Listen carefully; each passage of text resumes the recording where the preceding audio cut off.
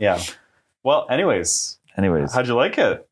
I liked it. I thought it was pretty damn good, actually. I thought it was pretty solid. Like, our expectations were not high going into it, but I say like I thoroughly enjoyed it all the way through. Like we were laughing. To be honest, I think it's probably the best they could have done with a fourth Beverly Hills Cop movie like so long after the fact. Well, yeah, like some things I'll nitpick at a little bit, but I think like tonally they really nailed it. Yeah, I agree. Yeah, there's a couple of things that I guess we can get into, but yeah, overall I thought it was great. Like they really like leaned back into the comedy aspect, which I appreciate. Yeah, it was a lot more like the first one. I thought, but even like a lot of the beats are a lot like the first one, and a lot of the like they were really like going like the nostalgia road, but I feel like they handled it really well. Yeah, like, they did. Like all the fan service in there kind of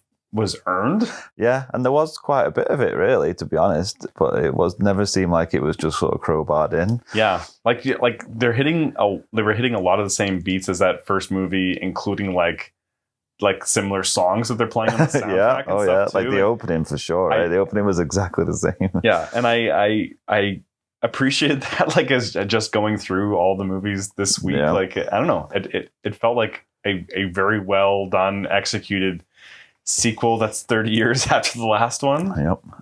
And I also thought they did a real good job of, he didn't look like an old man trying to run around. I thought he looked pretty decent. He's looking good, and like he not too much running, I guess. No, he didn't do a forward roll in this one.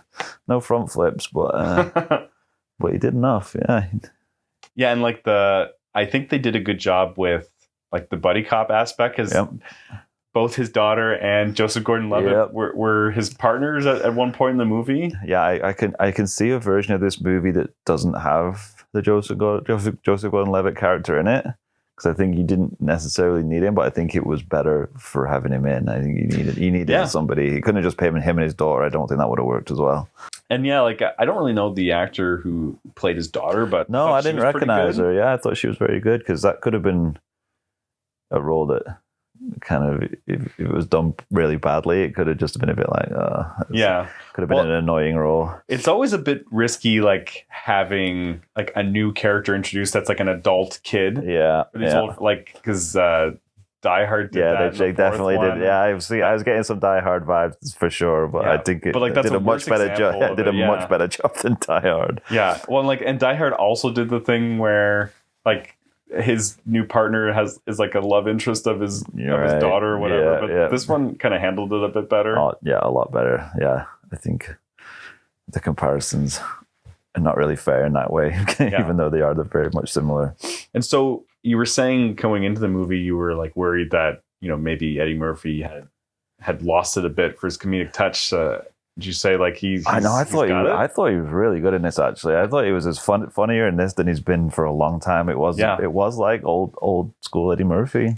Yeah, and like the character's not like as energetic. No, before, right, but like she couldn't be though, right? Yeah, he's found a good balance for it, and there are a lot of like him doing bits and like him pretending to be people, which I think is the best part of Axel Foley's character. Yeah, like it seemed like role playing. It was very believably this is Axel Foley, but older.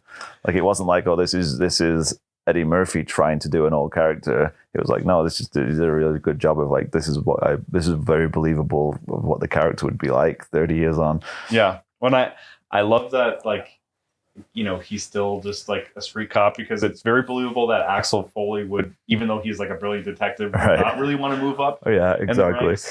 And after being in a Detroit cop for like 40 plus years now, like every person on the force knows everyone knows who he is. Yeah.